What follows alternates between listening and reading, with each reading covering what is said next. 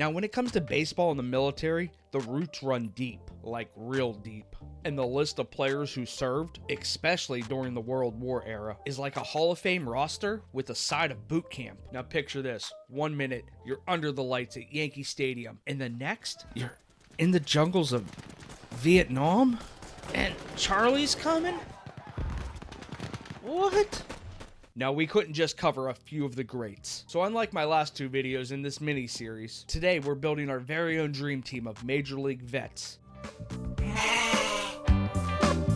Alright folks, we're going to start today off with one of baseball's all-time greats. He spent all 19 seasons of his Hall of Fame career with the New York Yankees. And yes, we're talking about none other than Yogi Berra. This guy was an 18-time All-Star with 10 World Series rings, and that's more than any other player in history. After all those titles, you think this guy would get tired of winning. Yogi hit .285 over his career, launched 358 home runs, and racked up over 1,400 RBIs. Plus, he's in an exclusive club of only 6 players to win the AL MVP 3 times. But wait, before Yogi was a Yankees legend, he was a straight-up American hero. In 1943, he joined the United States Navy and ended up on the USS Bayfield. During D-Day, he was part of a 6-man boat crew, blasting machine guns and launching rockets at German defenses on Omaha Beach. Yogi was wounded during the invasion of France, and because of his actions, he was awarded the Purple Heart. Hank Greenberg played 12 of his 13 MLB seasons for the Detroit Tigers, winning the AL MVP twice. He also made the All-Star team 4 times by just hitting a casual .300 over 8 seasons, all while leading Detroit to 2 World Series titles. No big deal, right? Then in 1941, Hank gets drafted into the military during peacetime. So what does he do? Well, he hits 2 monster home runs in his final game before shipping out. Later that same year, in December, he was honorably discharged from the military because at that time, 30 was too old for a peacetime drafter. And at this time, Hank's thinking, I'm ready for some much needed R&R. But then, bam! Pearl Harbor happens just 2 days later. And Hank's like, you know what? Let's do it again. And just like that, he's back in the Army, volunteering for the Army Air Corps. By early 1944, he was off to Army Special Services School. He gets promoted to captain and requests overseas duty. Soon, he's in the China, Burma, India theater, scouting bomber base locations and getting troops in shape as a physical training officer with the 58th Bomber Wing. Man, this guy was busy. Finally, he's out of Army Greens in June of '45. And guess what? In typical Hank fashion, he hits a home run in his very first game back. Gerald Coleman was a New York Yankees second baseman and later became the manager of the San Diego Padres. Coleman was named Rookie of the Year in 1949 by the AP and was an All-Star in 1950. Later that year, snagging the World Series Most Valuable Player award. And as a member of the Yankees, he strutted his stuff through 7 World Series, winning a whopping 5. Then in a plot twist, he became a broadcaster and was even honored in 2005 by the National Baseball Hall of Fame for his broadcasting contributions. His nickname was the Colonel, and that's because he was a Marine Corps Lieutenant Colonel. As a Marine aviator, Coleman postponed his major league dreams during World War II, and then later on traded home runs for heroics when he served in Korea. Coleman served as a Marine Corps pilot, flying combat missions with the Torred Turtles during his time in World War II, and later with the Death Rattlers in Korea. Now, Jackie Robinson didn't just break the color barrier in baseball. He shattered it like a piñata at a kid's birthday party. On April 15th, 1947, he steps up to first base for the Brooklyn Dodgers, becoming the first African American to play Major League Baseball, and starting his Major League journey at the ripe age of 28. And he packed a lot in for the Dodgers in just 10 seasons. During that time, he took his swing at 6 World Series, finally snagging one in 1955. Not to mention, he was a 6-time All-Star who batted an impressive .313 and racked up 761 ribbies. Oh, and let's not forget his NL MVP in 1949. But before all that, in 1942, Jackie was drafted into the Army, where he quickly decided that the military needed a touch of his charm and applied for Officer Candidate School. After completing OCS, he was commissioned as a second lieutenant in 1943. But don't go think he was off fighting battles. Instead, he was stationed at Fort Hood, Texas, joining the 761st Black Panther Tank Battalion. Sorry I had a fight in the middle of your Black Panther party. While they did deploy and see combat during World War II, Jackie was dealing with court-martial proceedings, which meant he was grounded, missing out on the action. Later, he found himself at Camp Breckenridge in Kentucky, coaching Army athletes until he was honorably discharged in November of 1944. Cecil Travis spent his entire MLB career playing third base and shortstop for the Washington Senators, playing from 1933 to 1947. In a remarkable twist of fate, he led the American League in hits in 1941, and also had his career best batting average of .314, which still remains as the highest of any shortstop in the American League. Math is hard. Now, in a plot twist worthy of a Hollywood blockbuster, Travis joined the Army in the winter of 1941, spending most of World War II stateside before getting a one-way ticket to Europe in late 1944. While serving with the 76th Infantry Division, he experienced a frosty adventure during the Battle of the Bulge. So frosty that he needed surgery to save his foot from a career-ending amputation. And for his heroics, he was awarded the Bronze Star. But when he returned to baseball at just 31 years old, he was a little less the home run king and more of, dude, where's my car? Where's your car, dude? Over his career, Travis notched over 1,500 hits and 657 RBIs. And after hanging up his cleats, he became a Senator scout until 1956, before trading in the diamond for his family farm.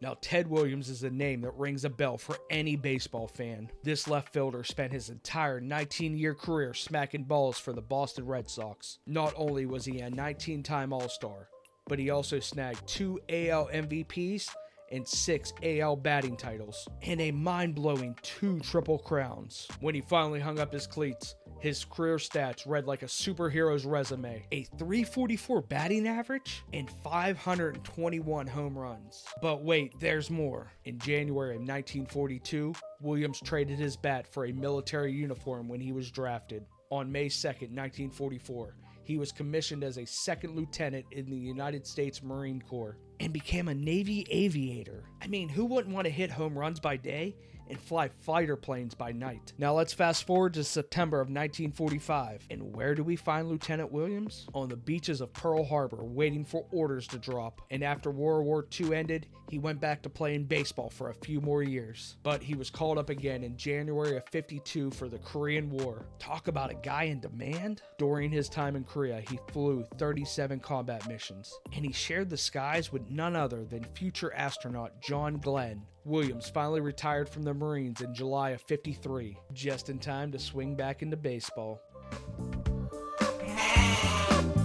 Now, I know I could've, or should've, went with Ty Cobb here, and you'd be spot on, but this next guy gets overshadowed a lot.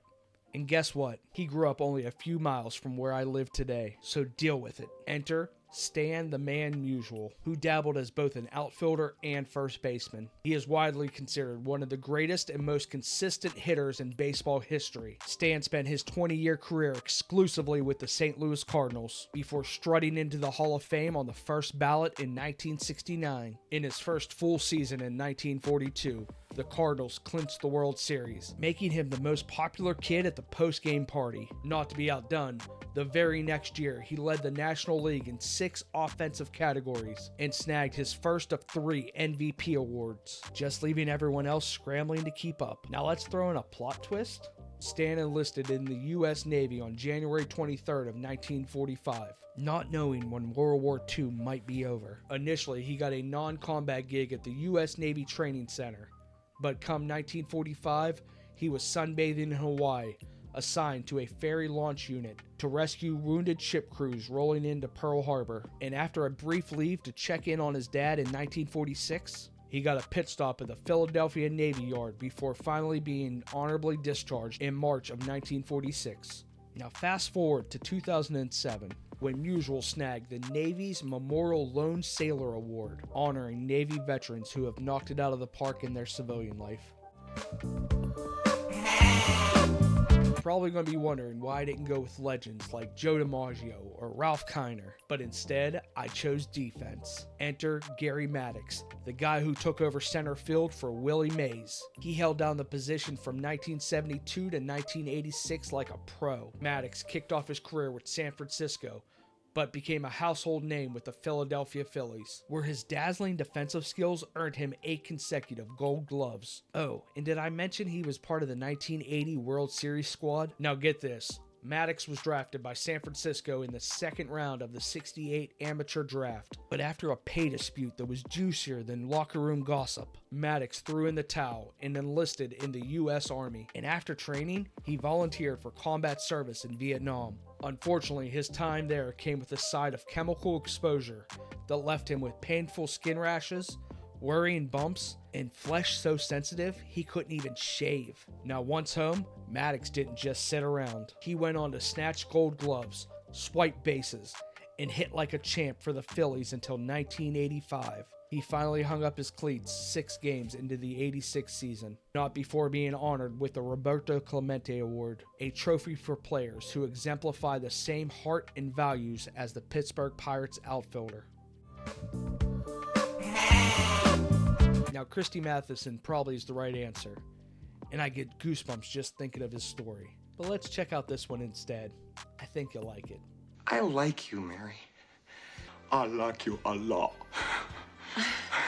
Warren Spahn is the winningest left-hander in baseball history, racking up a jaw-dropping 363 victories and somehow still pitching at the age of 44. He kicked off his career in 1942, then returned with a vengeance in 1946 to 1965, mostly dazzling fans as a Boston Brave. This guy was a 17-time All-Star and won more than 20 games in 13 seasons, one of which was at the age of 42 when he had a record of 23-7. And he even snagged the 1957 Cy Young Award. And he probably could have had more, finishing runner-up 3 different times. And this was a time when they only gave out 1 for both divisions. Talk about a consolation prize. In a plot twist, Spahn, along with a bunch of other major leaguers, decided to swap baseballs for military camo and enlisted in the United States Army in 1942. He served with such valor that he earned a Purple Heart and a Bronze Star for his heroics during the Battle of the Bulge and at Ludendorff's Bridge as a combat engineer. Talk about a dude. Returning to the majors at 25 years old and after missing 3 full seasons just makes his 363 wins incredible. This man really was the comeback king. And now here's my favorite part. At the age of 42, he pitched an entire 16-inning game. When asked about it later, he coolly remarked, "After what I went through overseas, I never thought of anything I was told to do in baseball as hard work. You really develop a new perspective when you spend days snoozing in frozen tank tracks while dodging enemy fire." Now talk about a badass.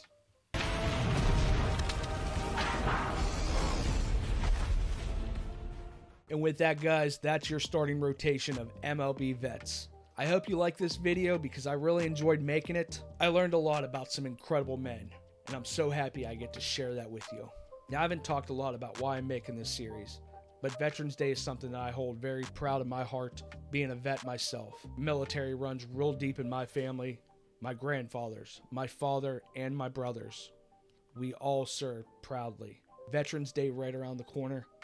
I want to show my support and show just how proud I am. And as always, guys, thank you. If you enjoyed the video or got anything from it, how about smashing that like button for me?